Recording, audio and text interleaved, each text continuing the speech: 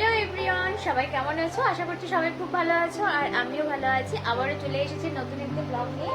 তো তোমরা তো জানোই গুনগুনের অন্নপ্রাশন চলে এসেছে, খুবই কাছে, আর কিন্তু দিন নেই। তো অন্নপ্রাশনের জন্য বাড়িতে তোড়জোড় শুরু হয়ে গেছে।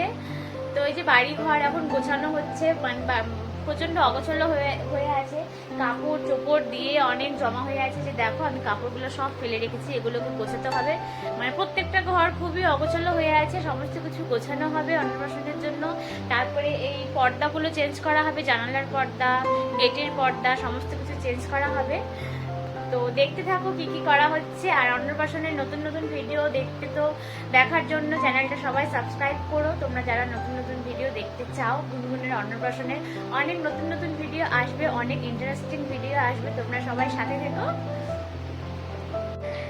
আর এই যে দোলনাটা দেখছো, এটা আমি এখন তুলে রেখে দেবো, কারণ দোলনাতে এখন তেমন শোয়ানো হচ্ছে না। আর দোলনাটার জন্য ঘরের মধ্যে অনেকটা জায়গা বুক হয়ে আছে, তো তার জন্য আমি দোলনাটাকে এখন সরিয়ে রেখে দিচ্ছি। গুনগুন, গুনগুন কি ভাত খাবে? গুনগুন এখন পিপির কোলে ঘুরু ঘুরু করছে। হ্যাঁ, গুনগুনের অন্নপ্রাশনের জন্য বাড়িঘর গোছানো হচ্ছে, অনেক কাপড় জমা হয়ে আছে, এগুলো সব গোছাতে হবে। আর এই যে গুনগুনের দিদি, বড়দি ভাই, আর এটা হচ্ছে ছোটদি ভাই, দেখি হাই করে দাও। এটা হচ্ছে ছোটদি ভাই, তাই না? হ্যাঁ।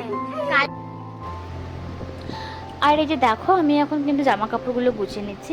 তোমাদেরকে তো দেখালাম, দেখতেই পেলে নিচে কতগুলো জামা কাপড় আমি ফেলে রেখেছিলাম। আসলে একদিন দুদিন করে না গোছাতে গোছাতে এতটা জামা কাপড় জমে গেছিলো, সত্যি মানে এখন আমারই কষ্ট। এখন ভাবছি যে কেন প্রতিদিনেরটা প্রতিদিন গোছালাম না, যদি গুছিয়ে নিতাম এতগুলো জামা কাপড় জমতো না আর আমার কষ্ট হতো না। তো দেখো এদিকে কিন্তু আমি এক এক করে সমস্ত জামা কাপড় গুছিয়ে নিয়েছি। আরও কিন্তু জামা কাপড় ছিল, ওগুলো গুছিয়ে আলমারিতে ঢুকিয়ে দিয়েছি। তো তারপর এই যে আমি এখন বসেছি গুনগুনের জামা কাপড় গোছাতে। আর কি বলতো, বড় বড় জামা কাপড় কিন্তু গোছাতে সময় লাগে না, খুব তাড়াতাড়ি গোছানো হয়ে যায়। সময় লাগে কিন্তু এই যে ছোটো বাচ্চাদের কাপড় গোছাতে, মানে ছোট ছোট জামা কাপড় তো গোছাতে ভীষণ সময় লাগে। তো দেখো আমি এখন ওর জামাগুলোই গুছিয়ে নিচ্ছি এক এক করে। আর আমার কিন্তু এখানে ওর জামাগুলো গোছানো কমপ্লিট হয়ে গেছে। গুনগুন টাটা টাটা বলে বাবলে, এটা কে এলে? পিপি। তো তারপর এই যে দেখো আমি কিন্তু এখন আলমারি খুলে বসে পড়েছি। কী করছি বলো তো, এখন আমি বের করছি দরজা আর জানালার সমস্ত পর্দাগুলো। আর এই পর্দাগুলো যখন বাড়িতে কোনো অনুষ্ঠান হয় তো সেই সব ক্ষেত্রে লাগানো হয়।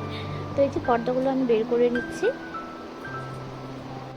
তো এই যে দেখো আমি কিন্তু আলমারি থেকে জানালা আর দরজার সমস্ত পর্দা বের করে নিয়েছি। তো এগুলো এখন প্রত্যেকটা ঘরের জানলাতে আর ডাইনিংয়ের জানলায়, তারপর প্রত্যেকটা দরজাতে লাগানো হবে।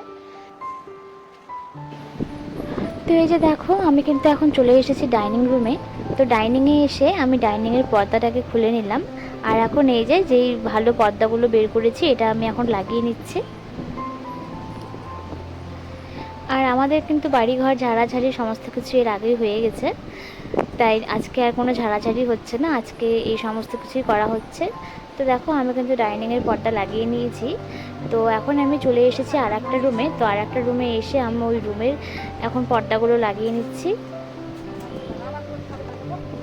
তো আমার সমস্ত ঘরের ডাইনিংয়ে দরজা জানলার পর্দা লাগানো কমপ্লিট।